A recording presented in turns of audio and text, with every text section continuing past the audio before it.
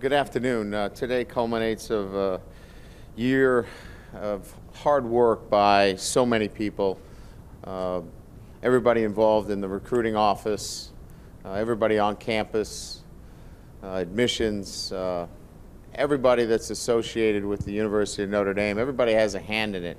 Jack Swarbrick, our athletic director. When you come to Notre Dame, it is a all hands on deck. Because it's so important that when we talk about recruiting to Notre Dame, that everybody has an opportunity to meet those that are going to be making a decision on Notre Dame. So I want to thank everybody that's involved in that process, in particular our assistant coaches that really have to, do some cross-country recruiting.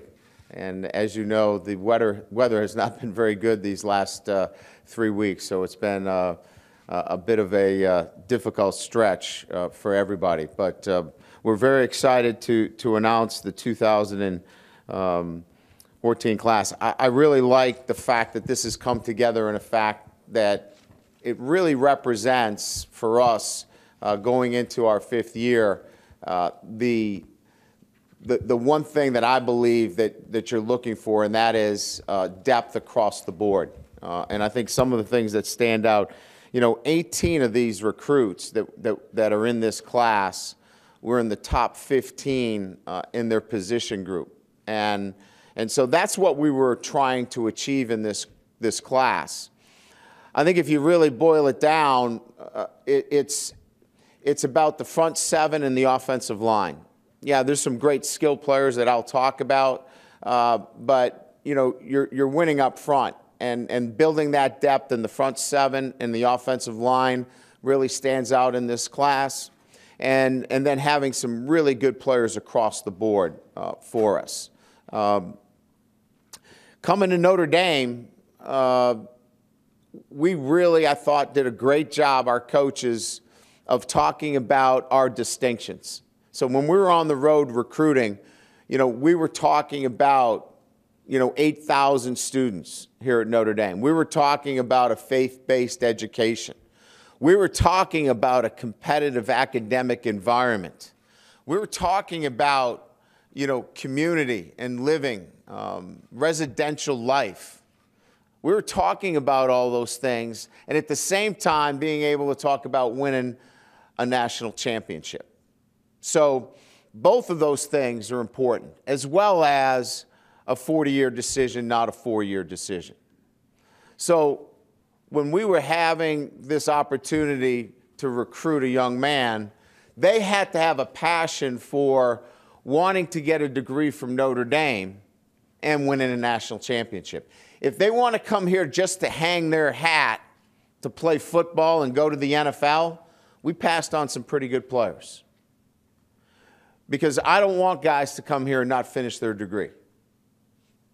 I want guys to come to Notre Dame, get their degree, help us win a national championship, and be the #1 pick in the NFL draft. That's what I want, if that's what they want.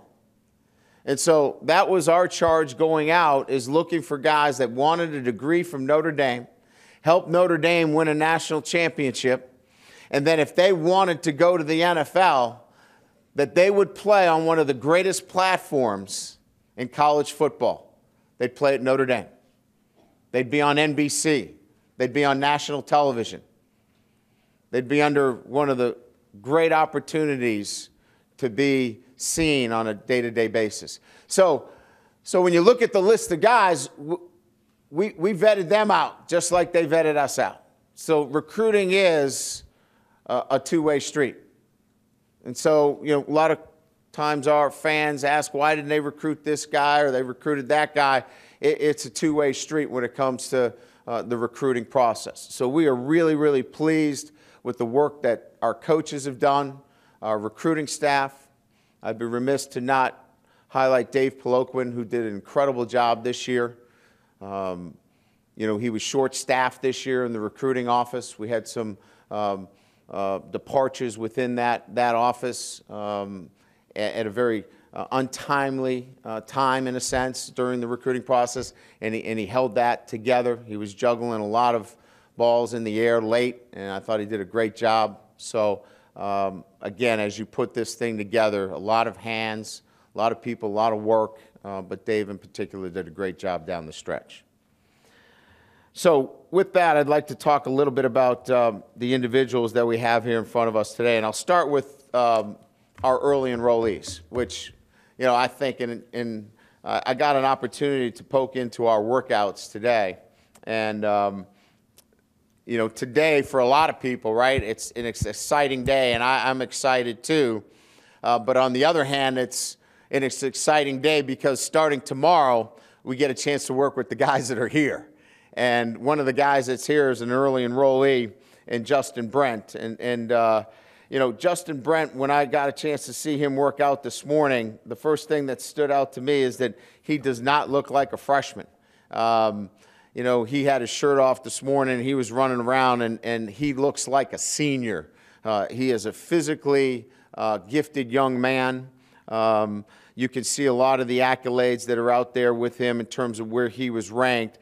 But what we were looking for specifically, and there were some really good players at this position, we were looking for a physical player at this position, somebody that can impose their physicality, could run after the catch. His ability to run after the catch was very impressive for us, and had for us some of the things, the traits that we were looking for at that particular time in that position. Really pleased about having Justin Brent as an early enrollee, so he'll get a chance to play in the spring for us as well. Andrew Trombetti, also another early enrollee from Damaris, New Jersey, Northern Valley Regional High School. You know, the thing that I would say about Andrew, the thing that really put him over the top for us is when we were watching his film, he was returning kickoffs in high school. And not many times do you see a defensive lineman returning kickoffs. So we knew about his athletic ability right away. And certainly we loved the fact that he was a multi-sport player, you know, was a track athlete. And when we got a chance, when Coach Diaco was here before he moved on to Connecticut, got a chance to see him in track practice and got a chance to see his footwork and his quickness and all those things. And that started the recruiting process for us. And then obviously getting a chance to see him up on campus in our summer camps. And just to give you that glimpse, a lot of these young men made the commitment financially to pay their way to come up here in the summer for us to see them. A lot of these guys made that commitment to come up, to be in the summer camps so we could actually see them and compete. And that makes a huge difference too. And that was one thing that Andrew was able to do, and we got a chance to see him, and really love that he's with us early. So Andrew Trombetti from Damaris, New Jersey. Alex Sparks, offensive lineman from Nashville, Tennessee, Montgomery Bell Academy. You know, again, looking at the offensive line as a need for us in terms of building that depth across the board. As you know, this year, an area that we lost some key starters, and we had to really go and we had to play a true freshman this year. And then we had to play some guys that had not had any experience at all. And we were in a position that we needed to really augment that position across the board. And Alex at the offensive line position, 6'6", can play the tackle position. Again, another young man that we got a chance to see in the summer. Has a great pedigree, a couple of brothers that play college ball. Dad played here at Notre Dame. And that's, you know, one of the things sometimes, you know, everyone thinks, well, if the parent played here, you have an easy connection. Sometimes it's the most difficult, right? Dad played here, it's an easy leap. Not so much. You know, sometimes you got to work harder, you know, to get that young man to come to Notre Dame because he wants to go off on his own sometimes. So, you know, Alex is a young man that we think has all the gifts necessary to be a great student athlete here at Notre Dame. And, Coach Heastant did a great job recruiting Alex, and our entire staff was involved in that process as well. So Alex Bars from Nashville, Tennessee. Grant Blankenship, defensive lineman from the Colony in Texas.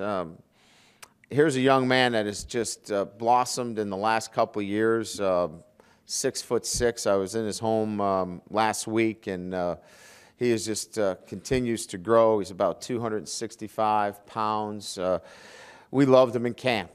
We had a hard time with him anybody blocking him. He was a guy that just stood out right away for us when we saw him in our summer camp working out. Had a great senior year, and again, a guy that continued to just grow. I think he's just starting to hit his potential level, and it's only going to get better and better.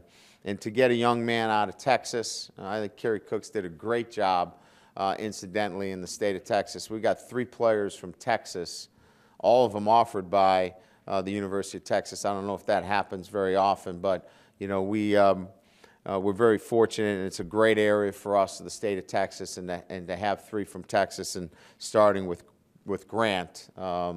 Is going to be really a solid player for us with great size, somebody that's really going to grow into that position at the defensive line. Another outstanding player who really caught our eye this summer, Jonathan Bonner, out of Chesterfield, Missouri, Parkway Central High School, great program. He was the St. Louis Post-Dispatch Defensive Player of the Year. We really project him to be an outside player for us, an edge player, rush player, guy that gets after the quarterback, and really was impressed with Jonathan, his personality, his character. Has a bit of a connection here with Notre Dame as well, and when you talk about the right fit to Notre Dame, Jonathan possessed all of the right characteristics, academics, socially, and then as a football player. When he came up here again, a lot of these guys we saw firsthand. And so our evaluations in a lot of these young men, we got a chance to see them. And Jonathan really impressed us in all of those areas. Jimmy Byrne out of Parma Heights, Ohio, St. Ignatius, a great program. Really love the way Jimmy has progressed, especially his senior year. We liked Jimmy last year. He was an early offer for us. He committed, and then really had a great senior year from our standpoint. Physical, moves his feet well. And again, I think what you'll see with all of our offensive linemen, they all can get out and move their feet. They all have the ability to run block, pass pro. We like our guys to move, whether we're running zone schemes or gap schemes, screens, all of those things. You're going to see that there is an athletic component to all of these guys, and Jimmy certainly fits that, and really excited about him. He's a great student, great young man, and a great fit for Notre Dame.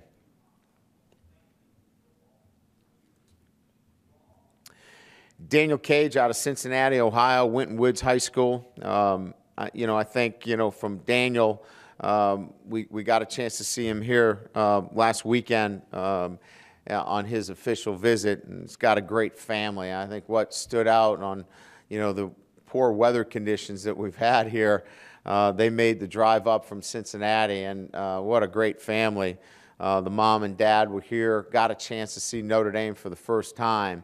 And the support that Daniel got in making a decision to come to Notre Dame, it was a family decision certainly, because the parents got a chance to really understand Notre Dame and understand how a degree from Notre Dame is really going to help Daniel. This guy's a ferocious player. He's an inside player, and we love the way he got off the ball. His strength, lower body strength.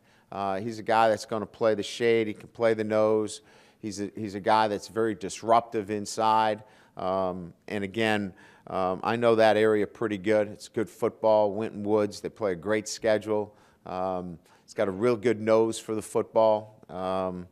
Just a good competition, and plays the game hard every snap. And so really pleased, in getting Daniel. As you know, it was not a long recruiting process, and we told Daniel, the circumstances because of losing a player and then having a couple of guys go early, we had to recruit him in a shorter window, but we were able to show him why we thought Notre Dame was the right fit for him, and he got a chance to see Notre Dame, and he signed with us today. So Daniel Cage, we're excited about having him at Notre Dame as well.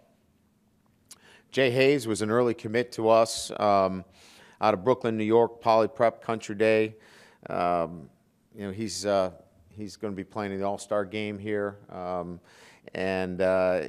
One thing I'll say about Jay is that he has been probably one of our, I would say, best recruiters in a sense from day one. He's talked about Notre Dame and why you make a decision to come to Notre Dame.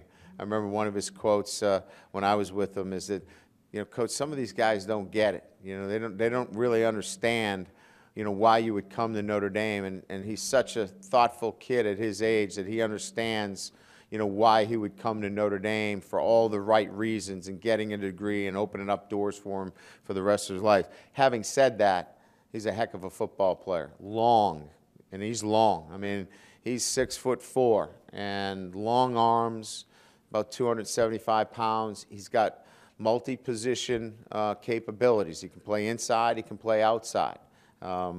Really like the way he plays the game. Ferocious, attacking player. And a guy that we have a lot of trust in their head coach. And he's a defensive line coach by trade, and he's one of the best he's ever had. So really excited about Jay Hayes coming into our program. Colin Hill, linebacker out of Schertz, Texas, Samuel Clemens High School, just out of San Antonio. Colin was a young man that we offered when he didn't have a lot of action, but we saw a young man that we thought we could develop into an outstanding football player. First of all, we loved him as a person. Again, a right fit for Notre Dame. Character, high energy, yes sir, no sir. Had all those things that we really liked. He was engaging, really impressed our admissions people. He had all the things that we were looking for, as well as somebody that we felt we could develop. And after we offered him, of course, then he got a million offers after that. Another kid from Texas that was offered by Texas, but he saw the reasons that he chose Notre Dame and fought through that late recruitment. And again, I thought Kerry did a great job of recruiting Colin and getting him here to Notre Dame. But here's a guy that really will continue to just develop. He has not even seen his ceiling yet. So really excited about Colin and what he can do for us at the linebacker position. Corey Holmes out of Pembroke Pines, St. Thomas Aquinas, one of the premier programs in the country, not just Florida. Really a precise route runner. Really like his game. He is a mature player. Very mature in the way he handles himself in the classroom, off the field. Really like everything about Corey Holmes. I can't tell you anything I don't like about this young man. His family is just a great fit for Notre Dame. A very mature kid, one that's wanting to take on all the challenges of Notre Dame. He reminded me a lot, and I don't like to make the comparisons, but it has a lot of the same feelings in terms of where T.J. Jones developed.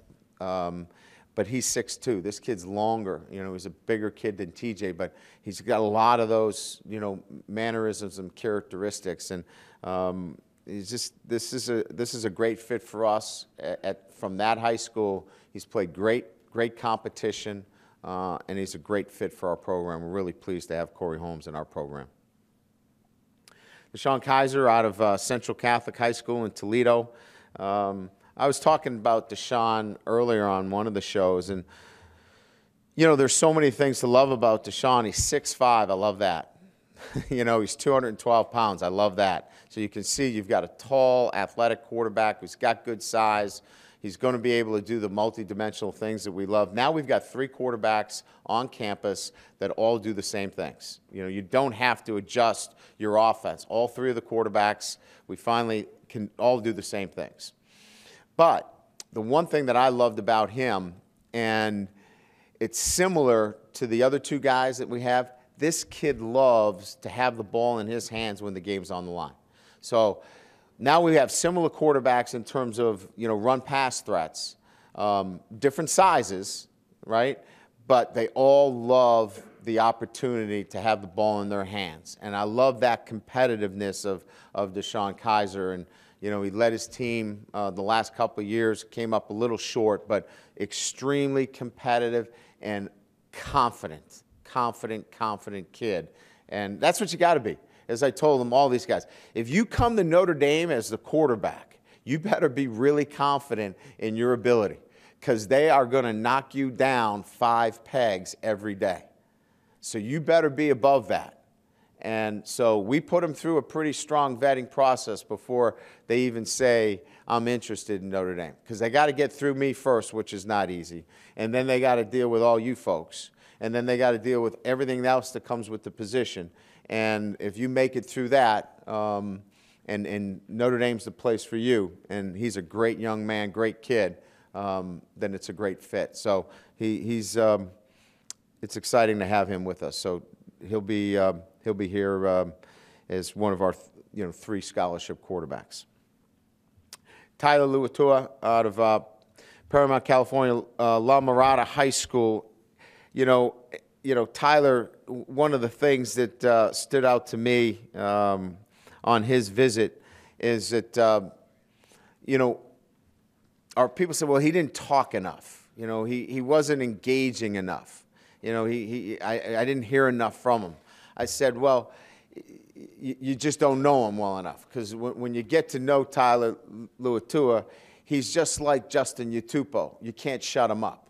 And so it was clear to me that you know, we just needed to spend a little bit more time with him. And Mike Denbrock, who did a great job recruiting him, you know, said, listen, just spend more time with him. So, you know, we got him on the phone. He spent more time with a lot of the people on campus, and he blew them all away. And he's just got that kind of personality, and we really love his personality and who he is. And as a tight end, he's a pass-catching tight end.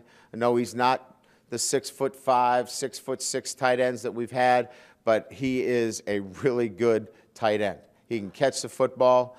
He can block for us. He's going to be able to do all the jobs that we have at the tight end position for us. And again, we think we got one of the best tight ends in the country in Tyler Luatua. Greer Martini out of Woodbury Forest High School. That's been a really good high school for us. You know, obviously, you know, we've got a couple of guys in Randolph and Procise.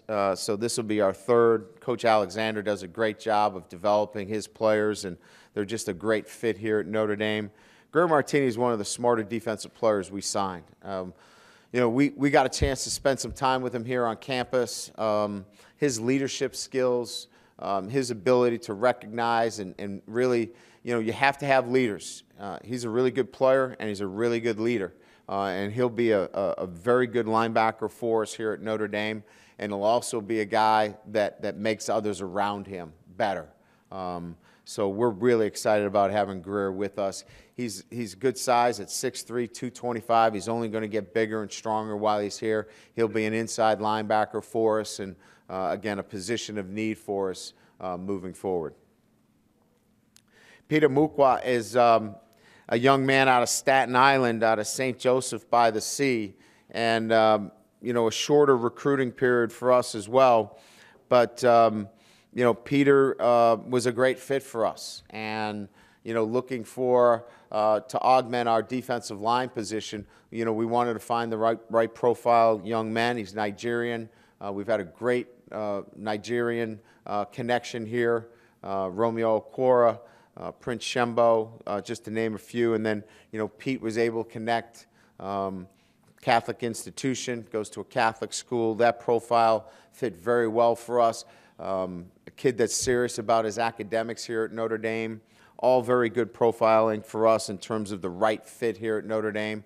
And a 6'4", 315-pound defensive lineman, pretty good fit there too. So all of those things together, we really liked his personality. His mom got a chance to come up with him and see Notre Dame. He's got a couple of sisters, one at UConn, one at St. John's. So the family really understands about, college and getting a great education. And so it was a really good fit in getting Peter here at Notre Dame. Niles Morgan out of Crete-Monee High School. Played on a state championship team as a junior, and this year came up a little short. One thing that stands out about Niles is, his thirst and knowledge for the game. I mean, every time I'm with him, he just wants to talk about football. And he's a good student, and his mom and dad want him to just talk about academics. And he's a good student, and he recognizes the value of getting a degree at Notre Dame. And a couple of his choices were Notre Dame and Vanderbilt, so he understands that clearly. But every time he's with me, he just wants to talk about football. And he is a student of the game. He couldn't wait for today, because after today, he gets to talk a lot more football. And on a daily basis, he's going to be talking football. Just got a great nose for the football, plays downhill, plays fast, great instincts. And when he arrives with a bad attitude when he gets to the football. He's just that kind of player. Very, very talented. I think from our standpoint, an inside guy that, certainly has the physical tools to be an exceptional player here at Notre Dame. Sam Mustafa, an offensive lineman out of Good Counsel High School, great program. And, I think, again, Sam was another young man that we got a chance in the summer to see and spend time with. Coach Heastant's done a great job in, building relationships with all of these young men, in particular, all of these guys at Good Counsel High School or St. Joseph's by the Sea. All of them, they've already made that decision once to go to, private schools for a reason, to get that quality education, and they're continuing to do that here at Notre Dame. So Sam was a good fit there. Here's a powerful guy inside. And again, I think what stood out for us with Sam was his ability to move his feet again. All these guys could be big and strong and physical, but if they can't move their feet, if they can't bend, if they can't get out of their stance and do a good job in moving and bending, then we're moving on. And I think I sound like a broken record with the offensive line, but those are the characteristics. They've got to be good people. They've got to be tough, competitive kids. They've got to be benders. They can't be waist benders. They got to be knee benders. And again, they've got to be able to move their feet. Quentin Nelson out of Homedale, New Jersey, Red Bank Catholic High School. Again, physically one of the stronger kids we've got, 6'5", 302 pounds. I think the one thing that stands out about Q is that here's a guy that just is relentless. He's going to come after you play after play after play. And again, his desire to want to be great is what always stood out about Quentin, is that he's always pushing himself. Every time we talk to him, he's coming back from something. He plays basketball. He's working out. He's a guy that's driving himself always to be the best he can be. And again, one of the best players in the country at his position, but physically strong.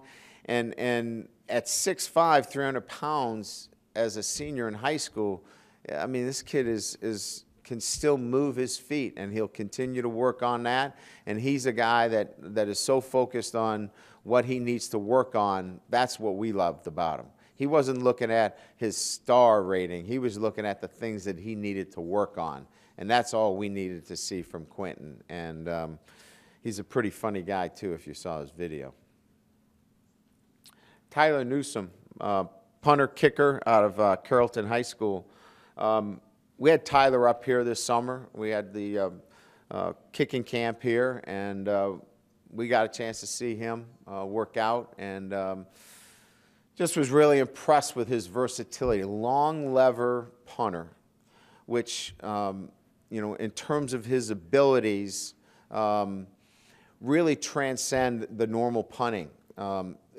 He's a guy that doesn't come along very long. He's 6'3", 190 pounds right now, and he is skinny. He's going to be a really big kid. And we love the pop that he had as a kicker, but we were most intrigued by his punting. And that's an area that he's going to continue to work on and continue to develop. But he was such an intriguing young man in all of the kids that we saw, that when we saw him punting, there was nobody that was even close to with the potential upside that he has. And great student, one of the best in his class. And I have a young man, Red Keith, who is a coach there that played for me at Central Michigan. And he was able to fill us in on Tyler as a competitor, too. And we got Kyle Brinza, who's one of the great competitors that I've ever coached. And so I like those guys at that position to be great competitors, too. And I've been told by Red he's a great competitor as well. So all of those things together made it, for us, a decision to offer Tyler a scholarship, and he committed to us, and we're excited to have him signed here at Notre Dame. Niall Sykes, linebacker from Montini Catholic High School. Chicago Sun-Times, all area. Just a great addition to our class. Really like Niall and his personality. He's got a great family. Mom and Dad really excited about being part of the Notre Dame family. And listen, that matters too. We want people that want to be part of Notre Dame and be part of our family, and to bring Niall and his family in. He's a versatile player. He could play inside. He could play outside. He is a physical player. He's got very good ball skills, instincts, and again, another versatile player in our front seven that's going to add to the depth of our football team. Drew Tranquil. Interesting, I kept talking, a number of these players, how we saw a lot of these players in the summer. Well, we saw Drew too. And we saw Drew, and we weren't looking for his position at the time, because we were full, and he was playing safety. But he kept jumping out at us. This kid was making plays, and Coach Elston kept banging me about, Drew, hey, listen, watch this kid. And we kept looking at him. He'd keep making plays during camp. And so he was always on our radar, but we were not ready to offer a scholarship at that particular position. So it got to the point where I watched more film. We watched more film. I loved his attitude. I loved the way he played the game. I said, we're going to offer him as a head coach's offer. A head coach can offer anybody, right? So I said, we're going to offer him. Coach, we don't have a scholarship. I said, well, we got a scholarship now. So we offered him a scholarship, and we really didn't have a position for him because we just loved the way he played the game. And so that's kind of how the recruiting process went on Drew. And people have asked him, does he play safety? Does he play running back? I don't know where he plays, but he's going to play somewhere here at Notre Dame, because he's a darn good football player. He's athletic. He's competitive. And we'll find a place for him somewhere. He's one of those guys that he's going to play at Notre Dame. He's going to play somewhere because he's a really good football player. Nick Watkins out of DeSoto, Texas, the third of our Texas players. Bishop Dunn High School, which is it's got a number of our teachers from our ACE program there as well, and just a great school. Nick Watkins, you talk about a talented football player. His dad played in the NFL, great pedigree, 6'1". I mean, this is a long corner. I mean, this is draft day. You're getting a #1 draft pick. This kid is an exceptional football player. We think we got one of the best corners around. Long, athletic, can really do a lot of things for us. He can play man, he can play zone. I got a chance to see him play. I didn't see him play but one game, but in person. But I saw a lot of his tape. I just think he's an outstanding player that is going to develop here And again, from my standpoint, love the ability that we can get a corner that has some size to him. Nick Wisher out of Midlothian and Marist High School. We could argue about this all day. He's the finest pass-catching tight end that we saw. You could argue about who it is, but we think he is. We love his ball skills. We love his ability to use his body to control defenders. Has a knack of catching the football in the air and taking it away from people. He's a guy that will have a great career here at Notre Dame. He'll be that, he's got that model and size that we've had here at Notre Dame. He's not where Luatua is in terms of size right now. He's going to have to get stronger. He's 215 pounds, but he will. But he is a terrific pass catcher, and he's going to be another one in the line of very, very good tight ends here at Notre Dame. Johnny Williams out of Benton Harbor, Michigan, and Berrien Springs High School. Another young man that we're excited to have just so close by, and here's a young man that just started playing the game. He's 6'6", 230 pounds, and who knows what his future is going to be. I mean, there's no ceiling on Johnny Williams' future. He's an engaging young man. He just recognizes that he's got a great opportunity at Notre Dame, and we're excited to provide him that opportunity. He's one of the top players in the state of Michigan, and I think from our perspective, we've got one of those guys that if you call him a sleeper or guy, whatever you want to call it, he didn't play great competition, but he's going to get an opportunity to play against the very best competition here. But we'll take that anytime with his athletic skill set. At his size, his athletic ability, we're really excited about developing Johnny Williams. He's the kind of guy that you want to have on your team because of his personality, who he is, his story, his family background, and then a guy that you feel like you can develop down the road. That's our 2014 class. I'll be happy to open it up to questions. Is that what we're doing next, Mike?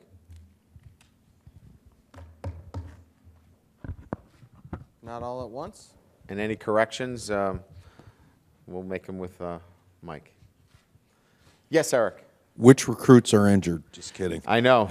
That's a good question because we've vetted them all out. They all had medicals.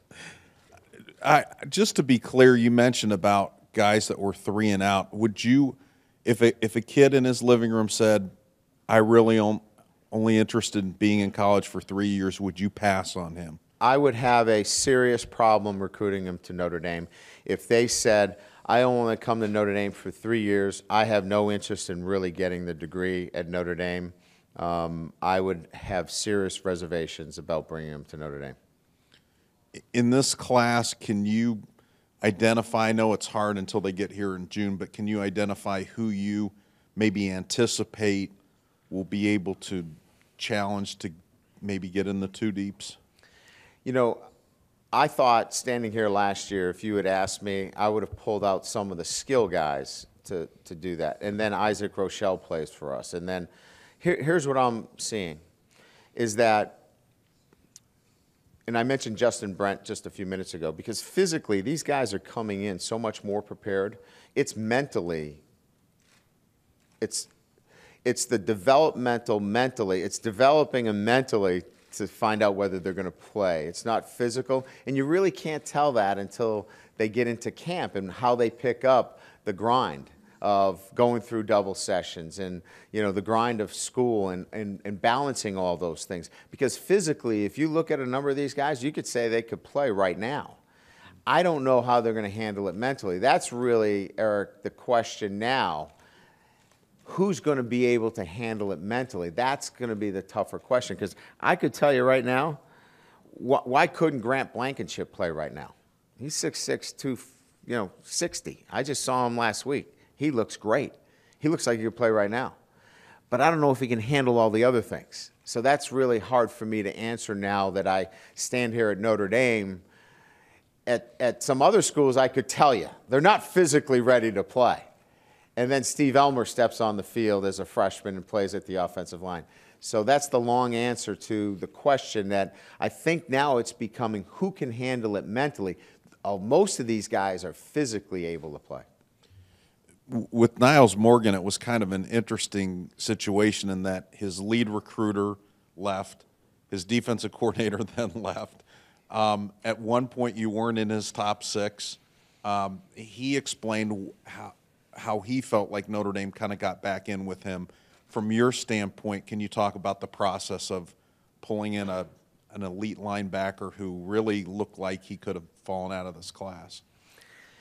Certainly. Well, first of all, I would say that, you know, we kept banging at that door, even though there was no answer. And then we got an answer. And then, obviously, Coach Martin, Coach Diaco left. So there was only one guy left to recruit him, and that was me. So, you know, obviously that was the only way to get the ball rolling, was for me to go in there and develop a relationship with him. And then as we got Coach Van Gorder back on staff and as we got it rolling, we were able to kind of tag team approach that. But I think it started with him really recognizing and getting an opportunity to meet a lot of the players too. I think that had something to do with it. We got him up here a couple of times, and then, you know, his parents were involved in the process as well. I know his parents were favorably impressed with him, you know, going to an academic institution. I know his coaches were favorably impressed with Notre Dame as well. So I think we had a lot of things working in favor, but I think it started with me getting involved in the process and then everybody else kind of, you know, tag teaming that. Last one from me. Dallas, playing in Dallas, do you feel like there's tangible evidence that that helped you with the kids in Texas?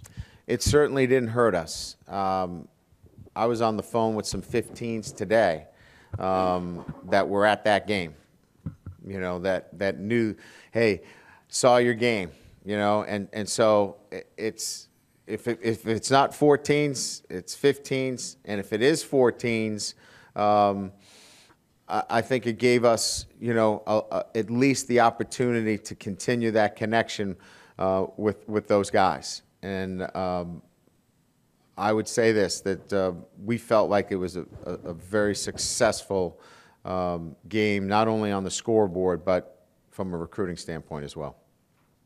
Brian, up here, building on that in Texas, do you think there was some kind of a afterglow of 12-1 there? Was it just the dynamics of the kids you were recruiting there? What do you think changed in Texas to be able to get 3 kids with Texas offers? 3 years of getting shut out down there. You know, I mean, not shut out literally, but Kerry's been in there. Kerry's been recruiting the state of Texas for a long time before he got to Notre Dame. So Kerry's had a great network down there for a period of time. And we've been digging hard down there. I can't tell you how many flights I've been in and out of there. And we haven't necessarily hit home runs, but we've got some good players out of Texas. Obviously, Torrey Hunter's a pretty good player, we think. Corey Robbins is a pretty good player. You know, we've got others there. But I just think we've just been digging. You know, we've been really working hard. I think Kerry's done a great job. And then, you know, this year in particular, I think that work has continued to pay off. We started early at Bishop Dunn. We're getting into the right schools and to the right kids, certainly. I think that's important as well. So, you know, are we going to get 3 kids from Texas every year that get offered by Texas? That's going to be tough sledding. But there are going to be years that I think that we're going to be able to do well in Texas, and I think it's a great area for us. We've got a great network and a great alumni network there, too. Another theme in this class is guys that maybe you revisited in December or November, thinking Johnny Williams, Niles Sykes, you know, even Makwa into January. Could you talk about that process about keeping an open mind? Colin Hill would be in there too. Keeping an open mind about guys and just sort of trying to approach a kid and say, hey, I know we thought you were pretty good before, but now we really like you. How does that process work? Yeah. I think that, if it was an exact science, right, this recruiting process, well, we'd have it all down. It's not an exact science. And so there are factors that change things. And sometimes it's not just about what you watch on film, but the way that you think about your team. And maybe it's the way you want your team to look like, after the year or during the year. And so I have an influence in that. And so sometimes my opinion needs to be heard on some things, and it shifts the way we want to go. My guys are great. They're gonna go the way I ask them to go. And sometimes, I'll stay out of it, and sometimes I'll get involved. In this instance, when it came to Johnny Williams, that was a situation where we found out late about Johnny Williams. And we got in late. That was one that flew under the radar. As it related to the defensive line position, we just felt like we didn't cast a large enough net. And we just needed to be out there larger in terms of our number of candidates. And so that's why we went back in that way. Could you speak a little bit more on Niles Morgan in terms of the importance of having an inside linebacker who physically is put together like a kid who could come in and help you right away at a position where you lose 2 starters and you have another one coming off a serious injury? Yeah. Certainly feel like he has all the tools to do that. And as I was, really talking about with Eric's answer, is that it's really going to be about how you handle it mentally, and then how you adjust to it as a coach. If he's the very best player, I want the 11 best players on the field. And we got to do a good job as coaches of getting the 11 best players on the field sometimes. Sometimes we're a little bit hesitant of, getting the 11 best players on the field for certain reasons. And if he's one of the 11 best, we got to find a way to get him on the field. The issue he's got is he's got some guys working out that have been here a year that are going to try to keep him from getting on the field too. So I think there's still some competition there that he's got to get through. But his skill set, it's pretty easy to see. That's what a Mike linebacker looks like. And just lastly, do you expect to go beyond the 23, or is this is your class? You're not expecting any late additions? We're opening. We're open to going beyond the 23.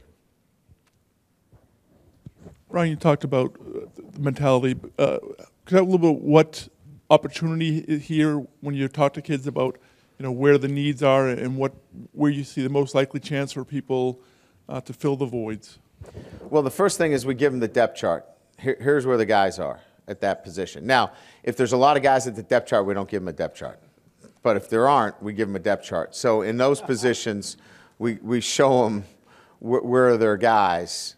So, for example, as it relates to the cornerback position, you give them a depth chart, and you say, hey, Nick, look, here's where we are. At the other positions, I want them all coming in ready to compete, because I point out Corey Robinson. I point out, Will Fuller. I point out, Taryn Folston. I point out all the freshmen that we played. So you better come in ready to play, because if freshmen are ready to play and can help us win, we're going to let you play. We're not going to hold you back. So if we can show you that, you're in the depth from that standpoint, we'll do that. If not, my philosophy is you better come ready to play, because we've shown that we'll play freshmen. And I think you talked last year about getting close to 85. If my math's right, you should be right up to it. How much will that help just in practice and then having enough players to fill whatever voids come when injuries occur? It's huge. It's huge. And it's that, getting to 85, and then the next 20 is making sure that the next 20 are not 5'9", 150 pounds, right? So the next 20 guys are what we're working on. And that's hard, because, to get them in, to school here, there's high standards. So, being able to get that next 20 is a challenge as well. So we're working on getting to 85, which is absolutely crucial. And then the next 20 guys, we got to continue to work in recruiting. So we're working right now, trying to get really, really good students into school that have some size so we can lean up against them.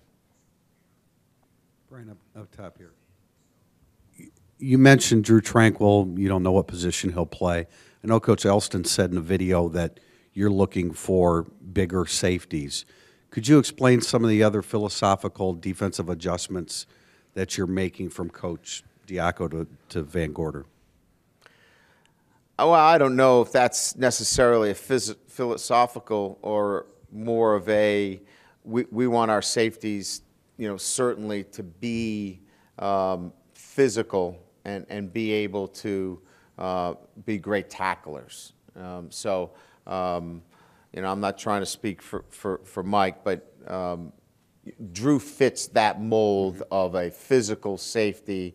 We're looking for guys that can play close to the ball, can play off the hash, and we need to be really good tacklers. And so we want a physical presence. So right now, if you just take him as he stands, he's a big physical safety. And, we want to continue, developing and recruiting those kinds of safeties, which we did. I guess I'm also thinking down the stretch of recruiting, you cast a bigger net for interior defensive linemen. Are you more inclined to be a one-gap defense as opposed to two? Anything along those lines? We have to be able to have inside guys that can play the nose and the shade. So that's where you're starting to cast a wider net, because it's not just one guy. So because we're going to play both 3 and 4 down, we're really duplicating the position. So we're adding one guy, and instead of just saying one guy playing the position, we're saying 2 guys for that one position. Okay. At the start, you mentioned, small student body, faith-based school, competitive academically. I mean, you've always emphasized these things, but you seem to be a little bit more forceful in emphasizing that now. Is there a greater push to get recruits to understand that, so that when the season ends, you don't have, this player veering off to the NFL and you're a more cohesive group in your approach? No, the NFL is that's a different model in the sense that, I just have to do a better job of educating our own players on the NFL and, what it means to be a first-round draft pick versus a second or a third. And, when an agent says, let's play for your second contract, how ridiculous that is. That's a whole different argument. My point is, in the recruiting process, we do not want to go out there and say, come to Notre Dame for these reasons. Hey, come to Notre Dame, we'll get you an apartment off campus. And come to Notre Dame and we'll help you go pro early. I just wanted to be clear that these are our distinctions, and you're shopping down a different aisle. We're not better than anybody else, but this is what you're going to get if you shop down this aisle. So when we get into this at the end, I pretty much know which way you're going to go. Right. So we already know where our work is and who we're going to get and who we're not going to get. And so, because there's plenty of players out there for us to get and develop. I guess when I look at the personalities of the 23 guys that you signed, they seem to fit what you were talking about so well. They do.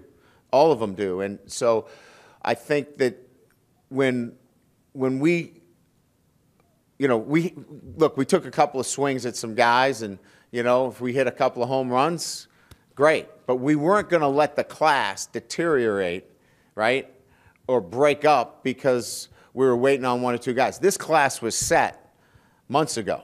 The base of this, the core of the class. Yeah, we had to scramble on maybe a D lineman or 2 here or there because of need, but we had our core because we knew the guys we were looking for, and we had a connection with those guys. They had a connection with us. That's how we'll continue to recruit. We're going to have our core guys. They're going to have a connection with us, a connection with them. Texas got a little crazy because there was a new coach down there, you know, who had to come in, and I think a good splash would be to get a couple of guys to go to Texas from Notre Dame that were committed. Other than that, we're going to know our guys because we're going to talk about the distinctions of Notre Dame. Thank you. Brian, to your right, in your rundown, you mentioned a lot of the kids that face very stiff competition and a couple that might not have. When you're trying to find something in a recruit, when you first target him that doesn't play great competition, what are some of the traits you look for that think he might be able to come help you here? Well, first of all, he's got to dominate his opponent. So if he doesn't dominate his opponent, that's a red flag. You know, he might like math more than football. You know, that's a problem. I'd like him to be, you know, a little bit closer.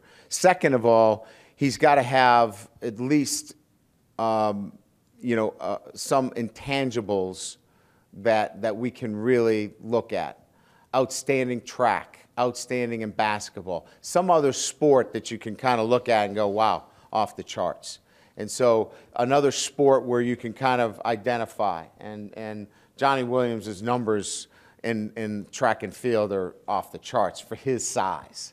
So you try to look at some other sports that kind of give you some numbers to go by if you can't just watch film and go, wow, that's a no-brainer. I think over the last 2 years, you've really probably shorn up the wide receivers. You talked about the outside linebackers and defensive end positions and offensive line. I know you've begun 2015 in earnest. What is it that up the middle defense that is kind of the focal point of this forthcoming class? Well, there'll be a couple of things. Certainly, quarterback. We need another quarterback at that position. We'll be recruiting a running back at that position. Certainly, you always are filling the tackle position. The offensive tackle position will always be one that you're looking for. So early on, when you're looking at your 15 class, you're trying to get those staple players right away, those guys that you know you're going for, and then the numbers start to kind of take shape. All right, you got 14, you got 16, you got 18 scholarships. Then we start to target in on those specific positions that we may have a need at. You know, is it, another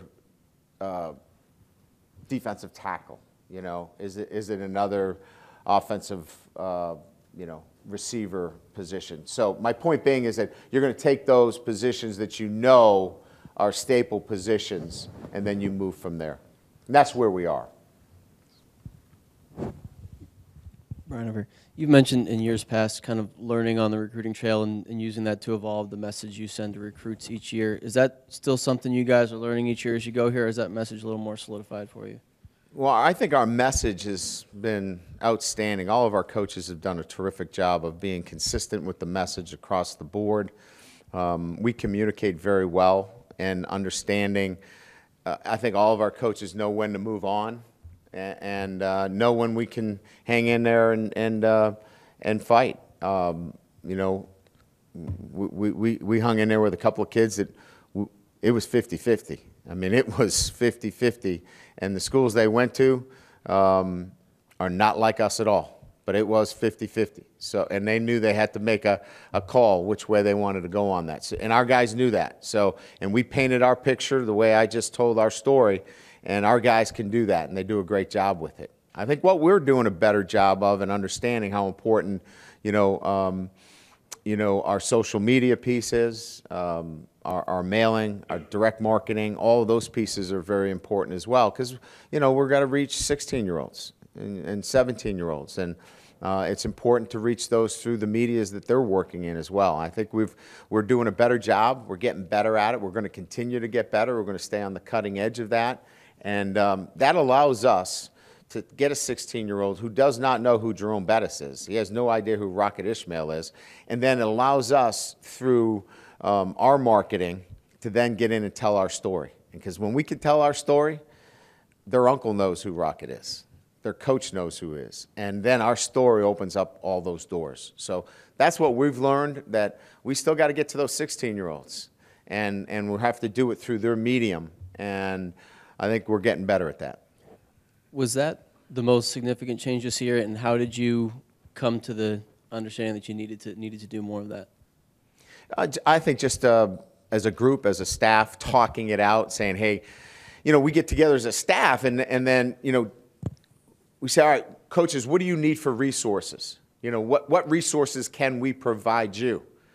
And so as we get a chance, and when we meet a lot, it's just that discussion. All of our coaches are weighing in on, hey, what are the ways I need you to help me get my foot in the door here? And what ways are you going to allow me to get in the door? And so being creative, because if we can get one of our coaches in the door to tell the story about Notre Dame and talk about what we can do for you, we got a shot. And so that's how we came up with those discussions to be more creative. I wanted to change gears a little bit and ask you, you talked about the mentality of coming in and being ready to play, specifically with Jay Hayes. He's a New York guy, and you guys have talked before about those guys, some of those guys needing a little bit longer to get used to the college pace of things. Yet with his personality, maturity at a position of need, is he somebody who's in that same boat, or is he somebody who could be ready to play right away? Oh, no, he's got to come ready to play. Yeah, I think every one of the guys that we've recruited on the defensive line have to come with a mentality that you're coming ready to play. And the great part about it is that we can finally have some contact with our guys in the summer, with the change in rules, and that at least we can see our guys in the summer. So we'll be having conversations with our guys. We'll be able to have contact and talking to them, engaging them.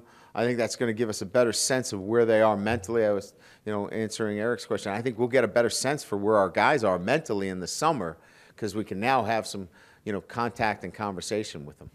And have you settled on fifth-year guys at this point, or is that still ongoing? Yeah, I don't know who would they not be. And I'm not saying the fifth-year guys. Who am I missing that we haven't talked about?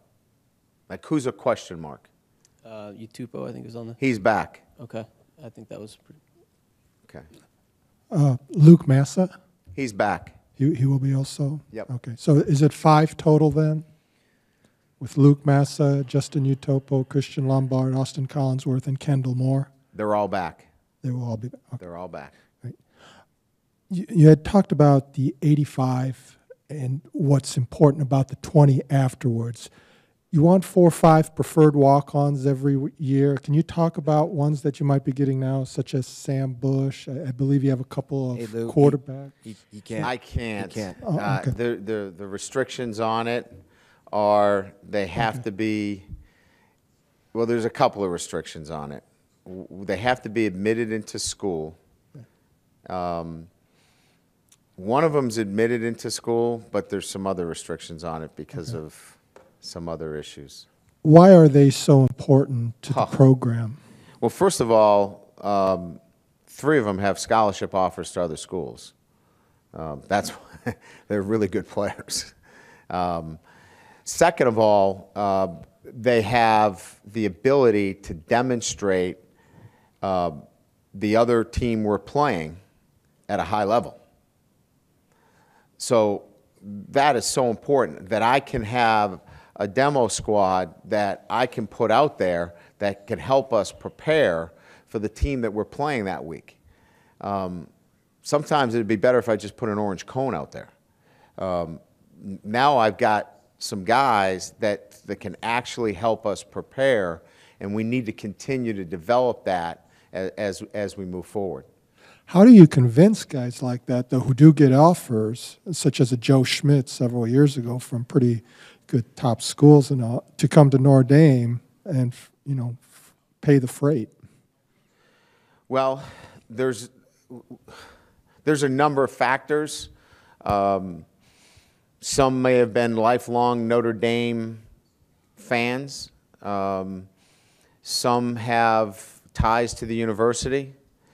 Some recognize a Notre Dame degree, and others know that I put walk-ons on scholarship.